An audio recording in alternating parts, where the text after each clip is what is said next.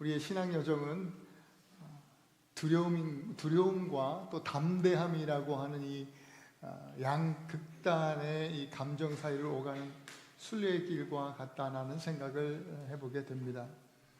우리는 참 연약한 질그릇과 같습니다. 그래서 예기치 못한 그 고난이나 또 시험을 만나면 상처도 잘 입고 또 쉽게 우리 이 질그릇이 금이 가는 그런 일들이 많이 생깁니다.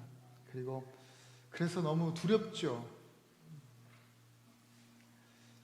이렇게 연약한 내가 하나님 앞에 온전히 설 수 있을까? 하나님 앞에, 그 거룩하신 하나님 앞에 가까이 갈 수 있을까? 자신 없는 그런 생각이 들기도 합니다. 한국의 역사를 보면 왕 앞에 나가는 일은 너무나 두려운 일이었습니다. 목숨을 걸 만큼 무서운 일이었습니다. 왜냐하면 왕의 그날 기분에 따라서 살 수도 죽을 수도 있었기 때문입니다. 지금의 이란, 고대의 이 페르시아 제국의 문화도 우리와 비슷했습니다. 포로기 유대인들이 페르시아에서 살고 있을 때 아수에로 역사책에서는 크세스라고 이야기하는 그 바사 왕, 그 왕의 이 간택을 유대의 젊은 아가씨 에스더가 받게 됩니다. 왕비로 간택이 되었는데 왕 앞에 나갈 수 없었던 것은 예외가 아니었습니다. 그럼에도 불구하고 민족의 운명과 또 여러 가지 사명들을 짊어지고 이 어린 에스더가 왕 앞에 죽으면 죽으리라 하고 담대하게 나아갔던 것입니다. 여러분 아시는 것처럼 그 담대하게 나아갔던 에스더의 믿음 안에서 모든 이스라엘 백성들이 하나님께서 때를 따라 도우시는 그 은혜를 누리게 되었던 것을 우리가 알고 있습니다. 지난주 말씀을 준비하면서 존 파이프 목사님 교회를 다니는 우리 샌드라 탈렌이라는 자매의 간증을 읽게 됐습니다. 이 자매가 4살 때 아주 끔찍한 일을 겪었어요. 동네 이 아이가, 소년이 집어 던진 그 휘발유통이 불 속에서 터져서 그 맞은편에 있던 이 자매의 얼굴을 덮쳐버렸습니다. 큰 화상을 입고 평생 지워지지 않을 그 흉터가 얼굴에 남았어요. 그래서 늘 언제나 위축돼 있고 사람 만나는 것이 두렵고, 그래서 뭐 자라면서 학교를 가게 됐는데 학교에서도 아니나 다를까 친구들의 끔찍한 따돌림이 있었고 놀림이 계속되어졌습니다. 방학 때마다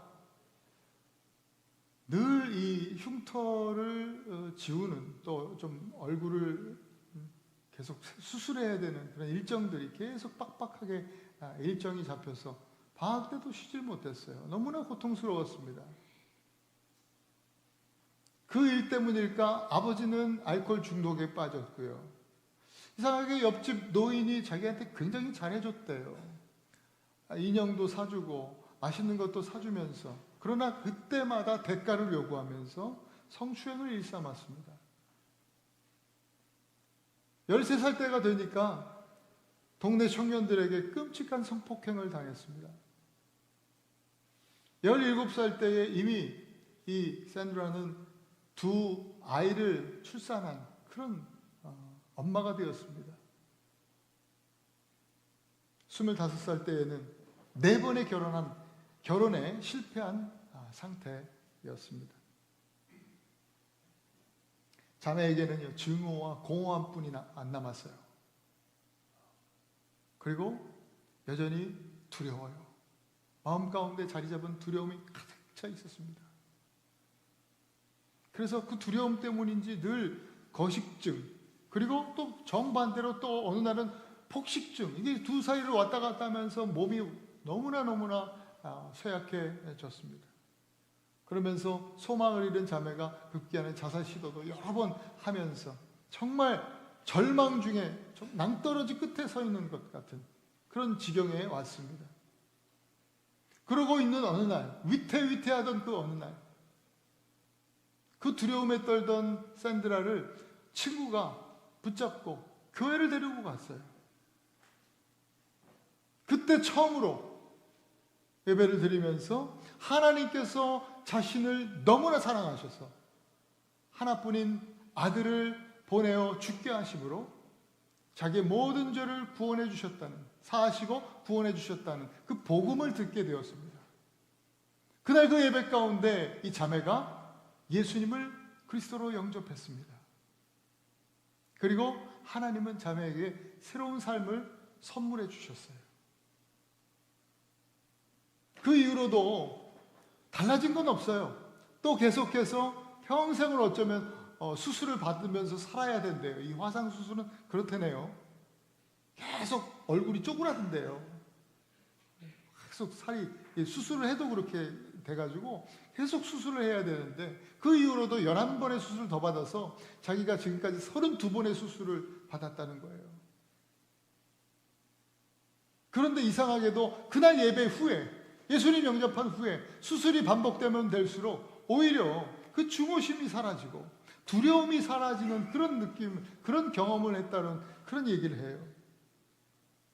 그러면서 하는 얘기가, 하나님께서는 내 몸의 흉터뿐만 아니라 내 마음 속의 깊은 상처까지도 만져주시고 고쳐주셨습니다. 저의 모든 상처와 모든 아픔보다 하나님의 사랑이 더 크다는 사실을 제가 깨달았습니다. 예전에는 저 교회 나오는 게 너무 무서웠어요. 근데 이제는 교회에 나올 수 있는 자신감을 얻게 되었습니다. 저 같은 사람이 하나님께 담대히 나아갈 자신감도 얻게 되었습니다. 이렇게 고백하면서 깨어진 삶을 회복시키시는, 정말 때를 따라 도우시는 하나님의 은혜에 대한 간증을 하는 것을 보았습니다. 오늘 우리도 다양한 삶의 모습 속에서 깨어지고 상한 심령으로 살아갑니다. 그렇기 때문에 에스더뿐만 아니라 오늘 이 샌드라뿐만 아니라 우리에게도 이 은혜가 필요합니다. 때를 따라 도우시는 하나님의 은혜가 오늘 저와 여러분들에게 필요합니다. 그래서 우리가 오늘 이 예배 가운데 나아가는 것인데, 어떻게 그 크신 하나님, 왕이신 하나님 앞에, 거룩하신 하나님 앞에, 그 보좌 앞에 나아갈 수 있을까? 첫째, 우리는 마땅한 두려움을 가지고 하나님 앞에 나아갈 수 있습니다. 오늘 히브리서는 마땅히 두려워하라고 우리에게 말씀하십니다. 1절에 그러므로 우리는 두려워할지니 그의 안식에 들어갈 약속이 남아 있을지라도 너희 중에는 혹 이르지 못할 자가 있을까 함이라. 예수님은요, 제자들에게 늘 두려워하지 말라고 하셨어요. 어떤 일에도, 어떤 상황에도 너희들 두려워하지 말아라. 우리가 두려움에서 해방되기를 원하셨어요. 그런데 오늘은 역설적이게도 우리에게 두려워하라고, 반드시 필요한 두려움이 있다라고 말씀하십니다. 이것은 하나님을 향한 공포나 어떤 불안이 아니라 하나님 약속의 소중함을 인식하는 그런 거룩한 두려움입니다. 하나님의 구원의 약속에서 탈락할 위험에 대한 경각심을 우리에게 주시는 말씀입니다. 왜 이런 두려움이 필요할까요? 오늘 본문에 보니까 이스라엘 광야 세대의 실패에 대해서 우리에게 언급해 주십니다. 그들은 젖과 꿀이 흐르는 땅, 가나안 땅을 약속받은 사람들이었습니다. 그러나 그 약속의 땅에 들어가지 못했어요. 이유가 뭘까요, 여러분? 분명히 하나님이 약속하셨는데 왜 들어가지 못했을까요? 하나님은 약속을 신실하게 성취하시는 분이신데 왜 그들이 들어가지 못했을까? 오늘 본문 2절은 들은 그 말씀이 그들에게 유익하지 못한 것은 듣는 자가 믿음과 결부시키지 아니함이라. 6절 복음 전함을 먼저 받은 자들은 순종하지 아니함으로 말미암아 들어가지 못하였다. 실패의 원인은 한마디로 불신에서 비롯된 불순종입니다. 이것이 바로 우리가 두려워해야 될 우리 두려움의 실체인 것입니다. 지금 저는 저희 집 아이들에게 살짝 무시받는 아빠입니다. 애들이 이제 컸다고 저를 슬슬 무시합니다. 근데 몇 년 전만 하더라도 저는 아이들에게 상당히 무서운 아빠였습니다. 진짜 무서웠습니다. 여러분은 잘 안 믿으시겠지만 아이들이 위험한 행동을 하고 아주 위험하게 장난을 치고 우리 특히 남자아이들이 좀 그랬어요. 길로 다녀라 하면 이상하게 그냥 길로 안 다니고 벽을 타고 다닌다거나 아니면 찻길 여기 차 막 다니는데 꼭 가상자리에 꼭 붙어서 그렇게 다녀요. 그렇게 위험한 장난을 치고 또 뭐 잘못된 행동을 하거나 하면 제가 무섭게 야단을 쳤습니다. 하지만 제가 아이들을 두려움에 떨게 하거나 공포심에 빠지게 하려는 생각은 1도 없었습니다. 제가 스스로 무서운 아빠가 된 이유는 단 한 가지예요. 우리 아이들이 위험으로부터 좀 보호되고 안전하게 또 건강하게 자라게 하려는 그런 아빠의 사랑에 좀 서툴지만 그런 사랑 표현이었던 거예요. 지금은 뭐 혼낼 일도 없죠. 아이들이 알아서 하죠. 마찬가지로 하나님께서 마땅한 두려움을 가지라는 말씀은 우리를 죄의 위험으로부터 보호하고 하나님의 약속이라고 하는 안전하고 풍요로운 곳으로 달려갈 수 있도록 하는 하나님 아버지의 사랑 표현인 것입니다. 이 하나님의 말씀은 언제나 살아있고 역사를 일으키는 능력이 있습니다. 여러분 이사야서 55장 11절 말씀을 우리가 함께 읽어보겠습니다. 시작. 내 입에서 나가는 말도 이와 같이 헛되이 내게로 돌아오지 아니하고 나의 기뻐하는 뜻을 이루며 내가 보낸 일에 형통함이니라. 비가 내리면 우리는 보이지 않지만 이제 비가 땅속으로 스며들면서 땅에서 역사가 일어납니다. 이내 땅 위로 싹이 이제 피어오르고 이 싹이 이제 자라서 나무가 되고 결국 결실을 맺게 되죠. 마찬가지로 하나님의 말씀이 우리 마음밭에 우리에게 부어지면 뿌려지면 여러분 그 말씀은 절대로 그냥 사라지는 법이 없습니다. 오늘 저와 여러분들에게 말씀이 뿌려지면 하나님의 뜻을 그 말씀이 나타내고 또한 말씀을 통해서 결실이 맺혀지고 오늘 이사야 말씀처럼 형통함을 이루게 될 줄로 믿습니다.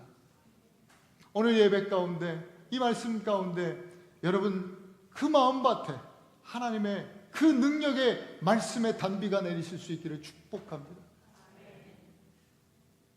또한 말씀은 좌우의 어떤 날선 검보다도 예리하여 우리의 혼과 영과 또 관절과 골수를 쪼개기까지 한다고 했습니다. 이 말씀을 혼, 영, 관절, 골수 나오니까 해부학적으로 우리가 생각해 보거나 또 신학적으로 2분설, 3분설 이런 것 가지고 이렇게 싸우고 하면 참 어리석은 일입니다.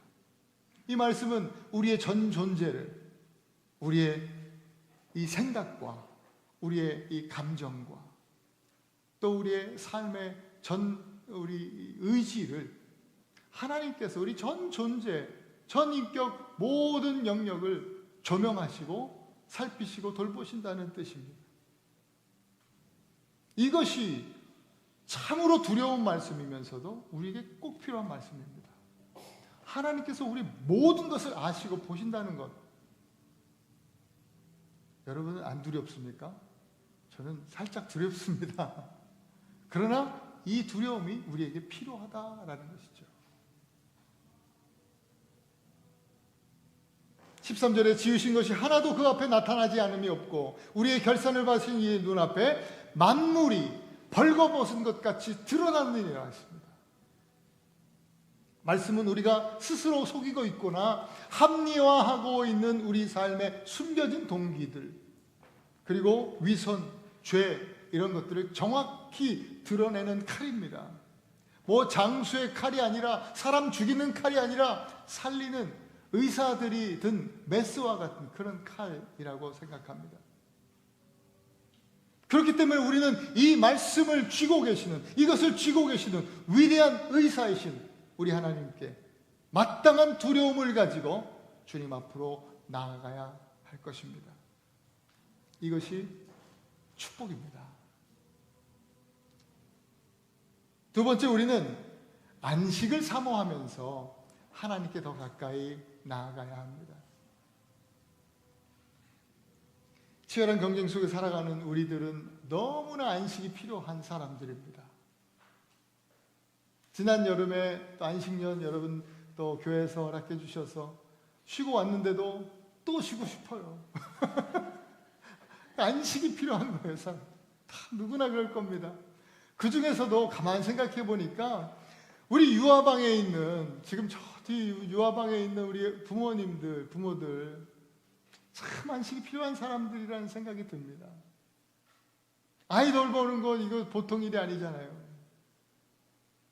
잠도 못 자고, 너무 몸이 피곤하니까, 너무 힘드니까 영적으로도. 그래도 말씀의 은혜를 받고 또 위로를 받고 정신적으로나 육적으로나 힘을 얻으려고 그래도 아침부터 그냥 애기 용품 챙겨가지고 교회로 오는 거예요.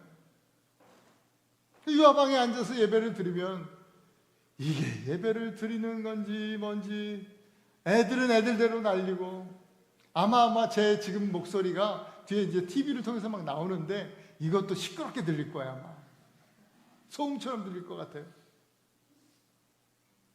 특히 육아를 전담하는 엄마들 참 힘들어요. 그 시기가 너무나 힘든 시기죠.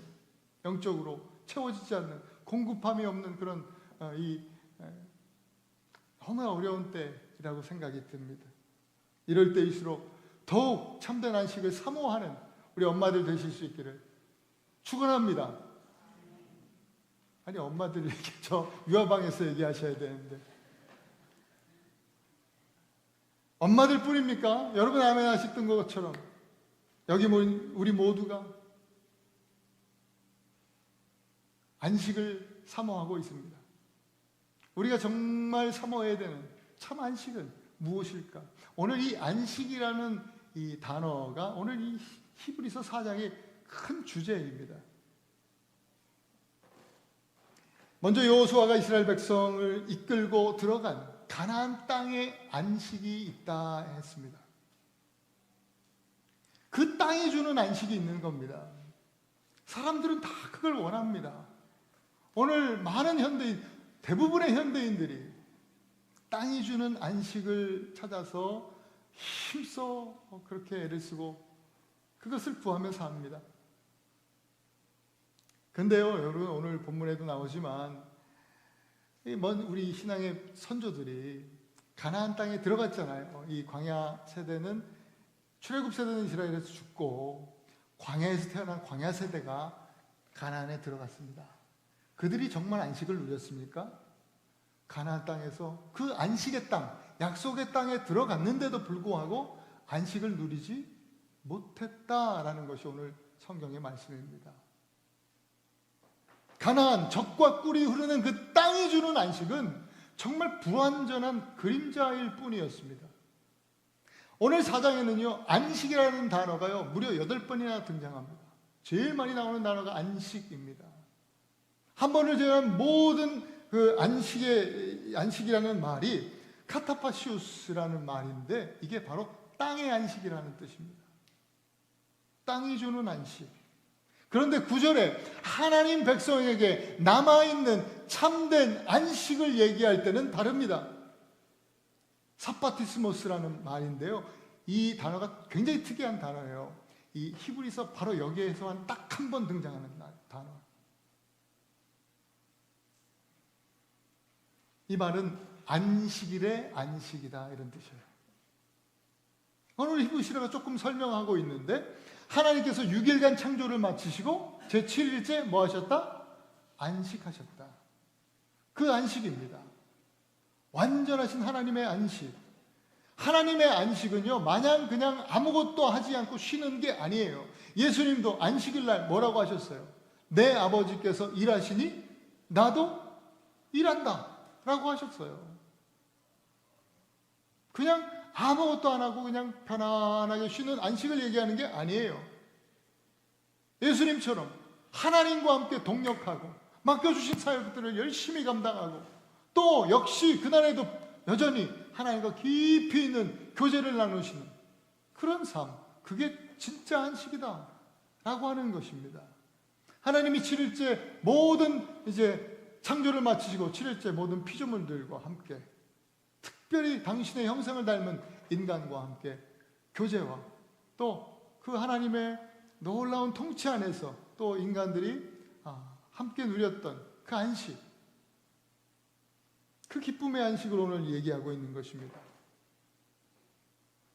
이 참된 안식에는 두 가지 차원이 있는데, 이것은 이미와 아직이라는 단어로 표현할 수 있습니다.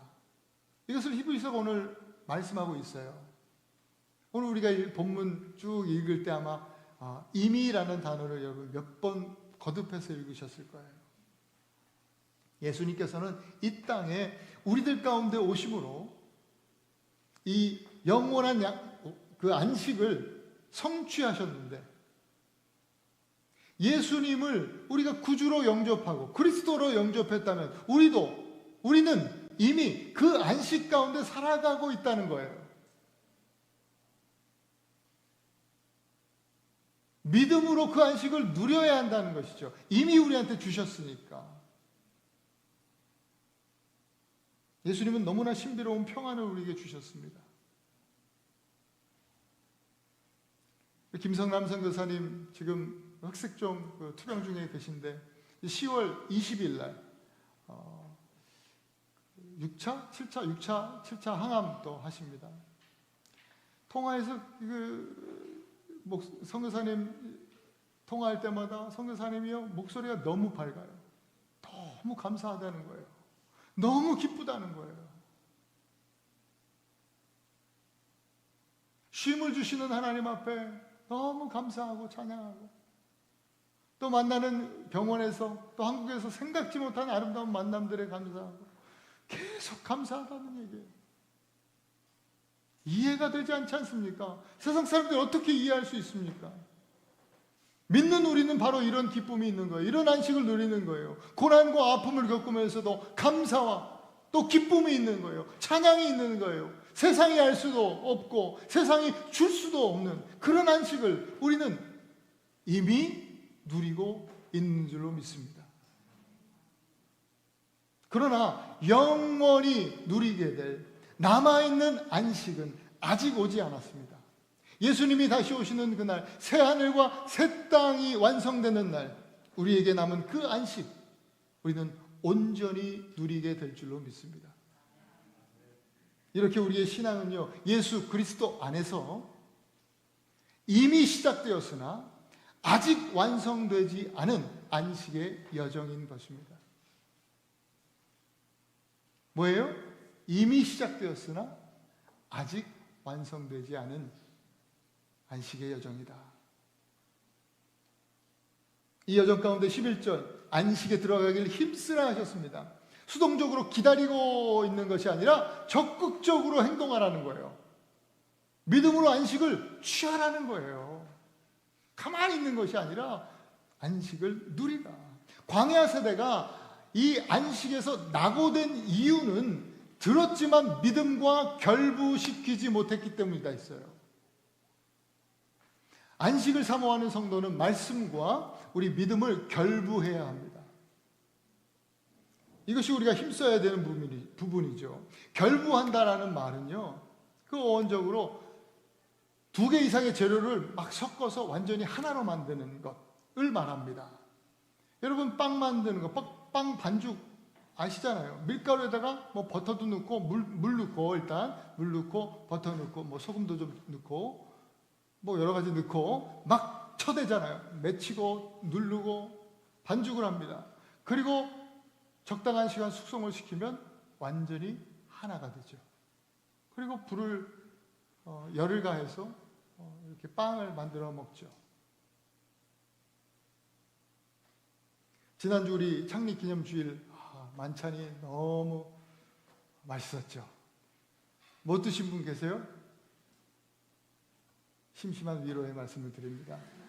너무 맛있었는데 그 중에서도 다 맛있었지만 여러분 빵 드셨어요? 빵? 그 빵이 있었잖아요. 에나베스 제일 유명한 빵 아닙니까? 그 빵이 맛있는 이유, 그 수백 개의 레이어가 있는 거예요. 그 빵이. 그 레이어가요, 저마다 다 다른 레이어가 하나의 빵으로 착 만들어져서 하나가 되었기 때문에 그게 맛있는 거죠. 저는 그 빵을 먹을 때마다 교회를 생각합니다. 저와 여러분들이 서로 다른 수많은 레이어들입니다. 우리가 예수 그리스도의 은혜와 사랑으로 지금 우리가 함께 모여서 하나가 되는 겁니다. 그것이 교회입니다. 서로 다른 삶의 레이어를 가진 우리들이지만 다 다르잖아요. 그러나 말씀 안에서 완전히 하나가 되어서 성령에 열받으면 안 되고 불 받고 우리가 빵으로 구워지면 우리 생명의 빵, 생명의 떡이 되신 예수 그리스도, 주님을, 그리스도를, 생명의 떡이신 주님을 세상에 맛보이는 그런 교회. 우리 교회 그런 교회 됐으면 좋겠다. 그렇게 기도하게 됩니다. 그러니 여러분, 이 말씀을요, 머리로만 가지고 있는 그 머리 지식에서 이걸 뜨겁게 가슴으로 내려받아서 가슴 지식으로 가지셔야 합니다. 또 거기서 멈춰서는 안 됩니다.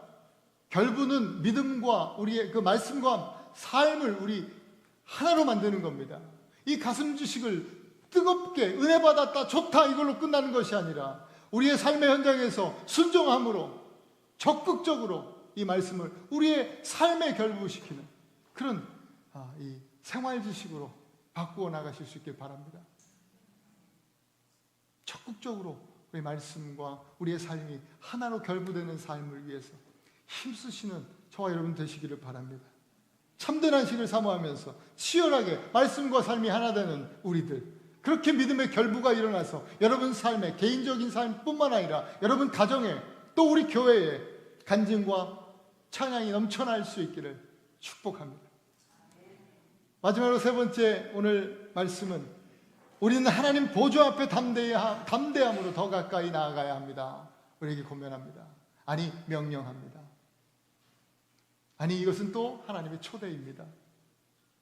어떻게 그러면 하나님 앞에 담대히 나가는 것이 가능할까요? 14절, 그러므로 우리에게 큰 대제사장이 계시니 승천하시니 곧 하나님의 아들 예수시라. 우리가 믿는 도리를 굳게 잡을지어다. 우리의 담대함은요, 우리의 의로움이나 우리의 어떤 자격 때문이 결코 아닙니다. 심지어 좀 전에 말씀드렸던 우리가 치열하게 살아내면서 삶으로 또 믿음의 결부를 이루어냈기 때문도 아닙니다. 우리가 담대히 나아갈 수 있는 이유는 전적으로 우리를 위해 일하신 예수 그리스도 때문입니다. 오직 예수님만이 우리의 참된 소망입니다. 그런 의미에서 오늘 히브리서가 예수님을 큰 대제사장이다. 히브리서의 독창적인 메시지예요. 대제사장도 아니고 큰 대제사장. 이렇게 말씀하는 이유는 예수님은 신분 자체가 다르기 때문입니다. 이전의 제사장들, 아론을부터 시작해서 내려온 모든 제사장들, 물론 훌륭한 사람들이에요. 그러나 이 사람들 결국은 인간들이에요. 죄 많은 연약한 인간들이었어요. 그러나 예수님은요, 그냥 인간이 아니에요. 인간으로 오셨지만 하나님의 아들이시다. 신적인 존재임을 분명하게 이야기하고 있습니다. 또 예수님은 위치가 다릅니다. 구약의 제사장들은 땅의 성소에서 섬겼습니다. 여러분, 성소에는요, 하나님의 보좌가 보여요, 안 보여요? 성소에 들어가도 하나님 보좌는 가려져 있었습니다. 덮여져 있었습니다. 볼 수가 없어요.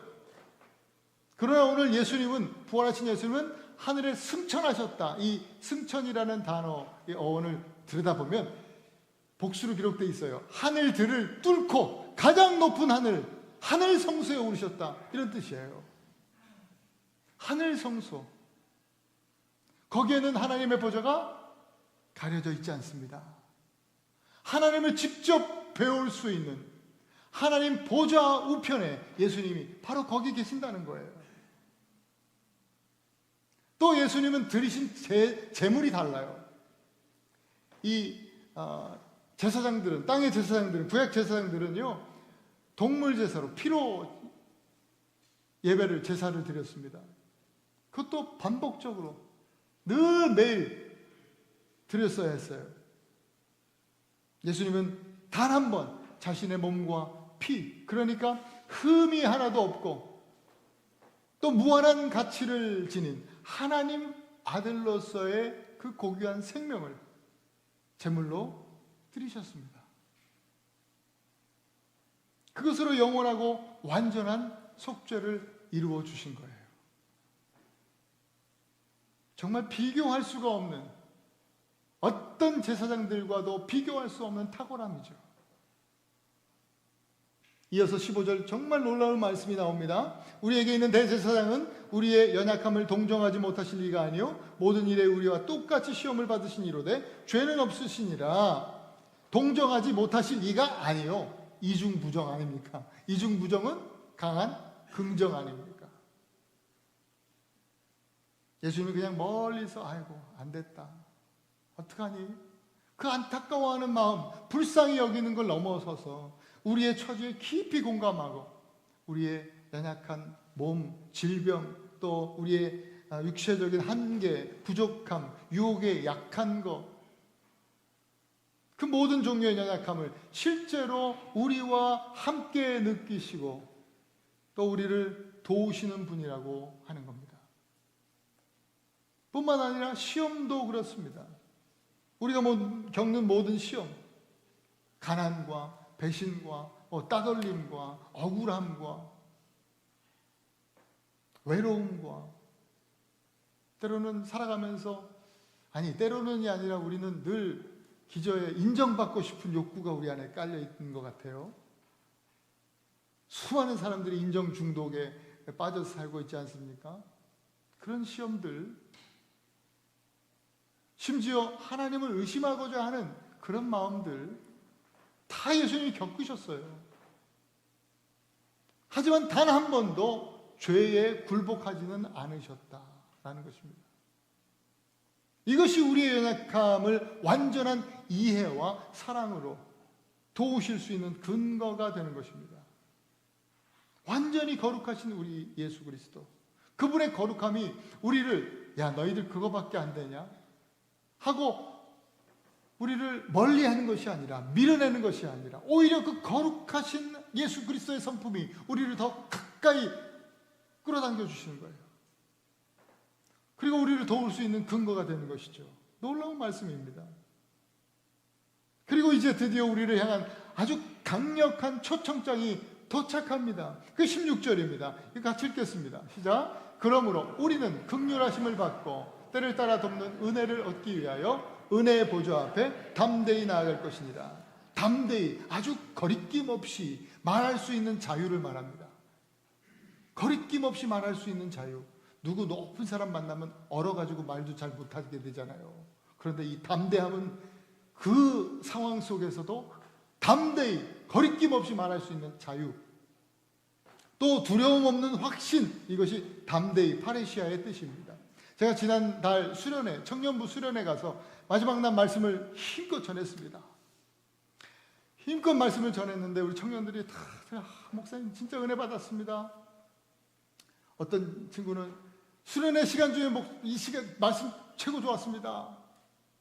그런데 다들 좋았다 그러는데 유독 한 친구만이 두려움 없는 확신으로, 거리낌 없는 자유함으로 말씀이 너무 길었습니다, 딱 이러는 거예요. 누가 그랬을까요? 예?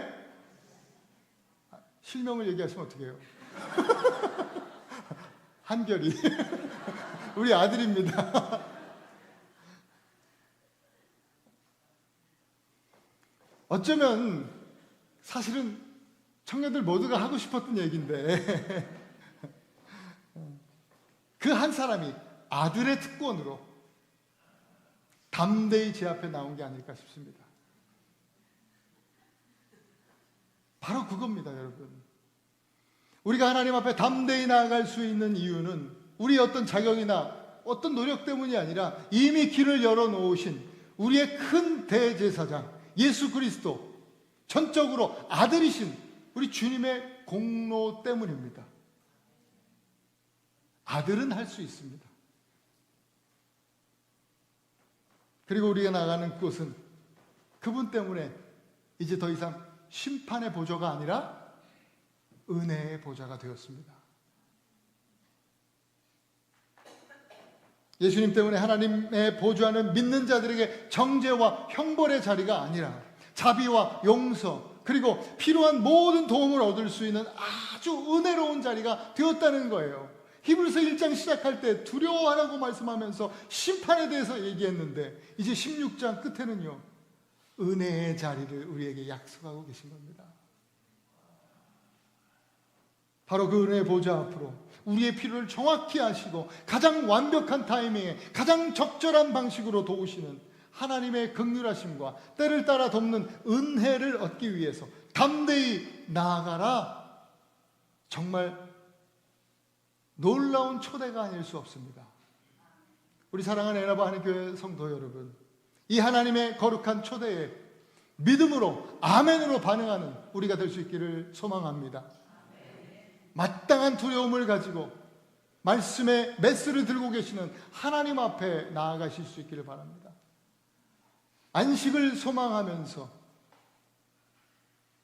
안식을 사모하면서 믿음의 결부, 말씀과 삶을 치열하게 하나 되게 하기를 위해서 힘쓰시고 정말 실천적이고 또 실제적인 그렇게 신앙생활 하시는 우리가 되기를 소망합니다. 혹시 우리 가운데 하나님 앞에 아직 솔직하게 다 내어놓지 못하고 있거나 혹은 이런 것까지 하나님 앞에 가지고 나아가도 될까? 이런 것까지 가지고 하나님 앞에 얘기해야 되나?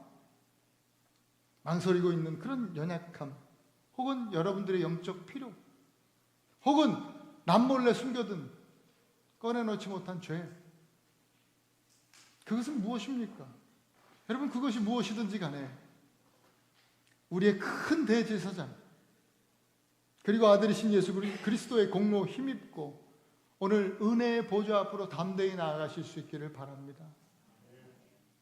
주의 긍휼하심과 때를 따라 돕는 은혜를 우리에게 부어주실 줄을 믿으며 오늘 우리 주님께서 16절에서 말씀하신 이 거룩한 초대에 담대하게 나아가는 저와 여러분들이 되실 수 있기를 다시 한번 주님의 이름으로 축원드립니다. 우리 시간 함께 기도합시다. 잠시 기도합니다. 하나님, 오늘 말씀을 듣고 이 시간 믿음으로 결단하며 나아갑니다. 주여, 오늘 마땅히 가져야 될 두려움을 다시 회복할 수 있게 하여 주옵소서. 말씀의 메스를 드신 하나님 앞에 가까이 나아가는 것은 축복임을 오늘 깨달았습니다. 주님, 그 마땅한 두려움을 갖게 하시고 또 안식을 소망하는 그런 마음 가지고 삶과 우리의 믿음을, 말씀과 우리의 삶을 완전히 결부시킬 수 있는 믿음의 실제가 오늘 우리들 삶 속에서 일어날 수 있도록 인도하여 주시옵소서. 이미 우리에게 약속하신 그 안식을 믿음으로 누리는 우리들 되게 하여 주시옵소서. 하나님, 심판을 완전히 은혜로 바꾸어 주신 하나님의 놀라우신 예수 그리스도의 그 아들의 공로 힘입어 담대히 주님께 나아가는 그런 귀한 시간 되게 하여 주셔서 오늘 하나님, 우리가 기도할 때 때를 따라 덮는 하나님의 은혜가 풍성하게 내려지게 하여 주옵소서. 같이 한번 기도합니다.